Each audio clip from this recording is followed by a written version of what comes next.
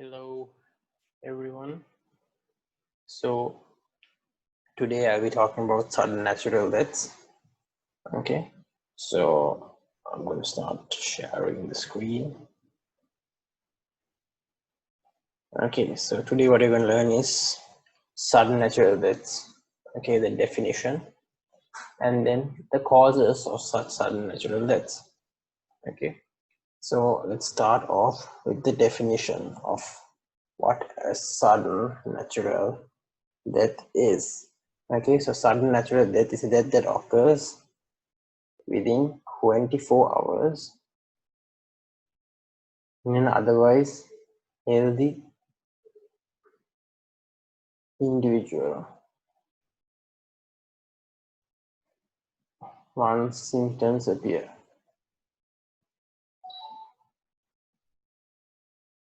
So basically, sudden natural death is a death that occurs 24 hours after onset of symptoms in a healthy individual. Okay, and any sudden natural death should be informed to the police, and the ISD is supposed to carry out an inquest. Okay, so that is basically the definition of sudden natural death. Okay, so now let's go on into the causes of sudden natural death. Okay, so there are cardiovascular causes, central nervous system causes, respiratory causes, gastrointestinal causes, and genitourinary causes. Okay, so there are many causes, so it's very difficult to remember all of them. So to remember cardiovascular causes, just imagine a heart. Okay, so all of you know how a heart is. So there is a right atrium, okay, and then there is the right ventricle, and then there is a outer muscular layer, which is the myocardium, and then there are blood vessels. These are the aorta, okay, the vena cava, okay, and then between the muscles between the ventricles, I mean, there are valves, and there are also valves in the aorta as well as the coronary vessels. Okay, so the problems cause of sudden natural death in heart can be categorized into problems in the musculature, muscles. Okay, and then it can also be problems in the valves. Okay, and then it can be also problems in the chambers. Okay, so the right atrium, ventricle, so can be problems in the chambers, and then it can be problems in the vessels. Okay, and what else? So there can be problems in the muscles, the valves, the chambers, and the vessels. Okay, and so what are the problems that can occur in the muscle? I will just quickly touch on it. There can be infarction.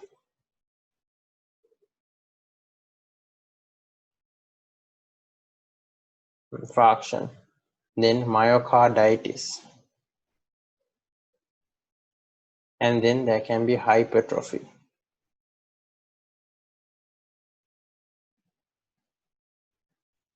Okay, then what are the problems that can occur in the valves? There can be vegetations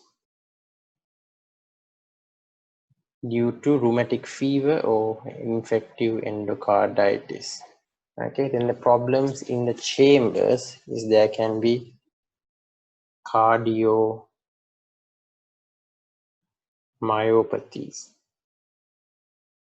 And then the problems in the vessels, there can be atherosclerosis, and then there also can be aneurysms and all that. So let's quickly go through and see if I manage to get everything. So, and there is also this condition called myomenalia cordis. So vessels, atherosclerosis, embolism, and then also there is this thing called the pericardium, which is surrounding it. So that is the other layer which you have to remember, which is surrounding the heart, is the pericardium. Okay, so pericardium, there can be hemopericardium. Okay, so that's how you remember the cardiovascular causes. Okay, so now when it comes to vessel causes, let's start off with the vessel problem. So vessels, there is atherosclerosis. So atherosclerosis, this can rupture and result in formation of thrombus and emboli, which can cause sudden natural deaths by causing a myocardial infarction by blocking a coronary artery, or it can even shoot into the brain and result in a stroke. Okay, and also when the atherosclerosis, when the thrombus blocks the coronary artery, it can cause asystole or even arrhythmias, and the person's heart can stop, and then the person can die. Okay, then aneurysms. In aneurysms, the aneurysm can be due to the vessels are like this, and inside the vessel there is a endothelium. So the endothelium, there can be a small damage, and then blood can go inside the endothelium and accumulate and result in formation of an aneurysm, and this aneurysm can rupture and result in bleeding and result in a sudden death. Okay, now so those are basically the vessel causes, atherosclerosis and aneurysm. Okay, then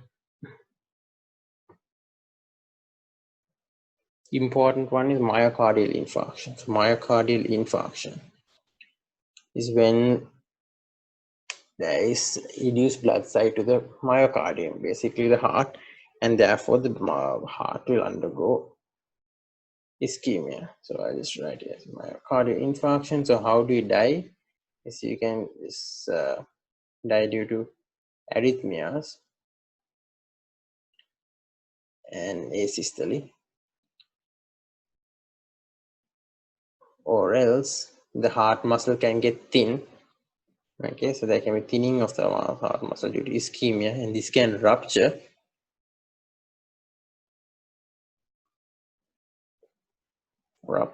and result in hemopericardium, and this can result in cardiac tamponade, and that can lead to death. Okay, so that's how myocardial infarction can cause arrhythmias and asystole, thinning of the heart muscle, which can lead to death. And then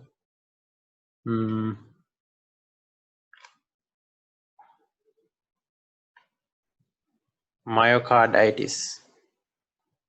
So myocarditis can be due to bacterial or viral, and basically this usually affects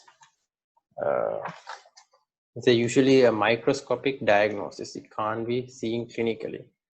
So microscopic diagnosis, and when you look from under a microscope, you will see these bacteria will release toxins and everything to cause an inflammatory reaction, and this can result in cytokines and various substances being released. So under a microscope you will see edema in lymphocytes, and any inflammatory response there will be macrophages. Okay, that's what you see in myocarditis. Okay, and so those are just the outline of the cardiovascular causes, and then there is also, what do I say, cardiomyopathy. So cardiomyopathy can be divided into various causes. That's mainly 4 types of cardiomyopathy: dilated, restrictive, hypertrophic,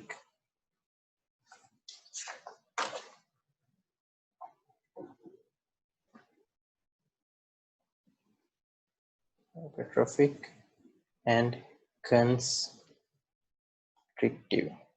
Okay, so those are the 4 types of cardiomyopathy. Okay, so I'll show image later and explain it in much more detail. And these also can cause sudden natural death, mainly by arrhythmias. Okay, and then the last one is valvular causes.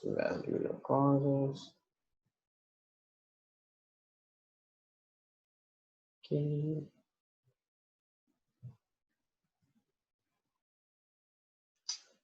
Sorry, my bad.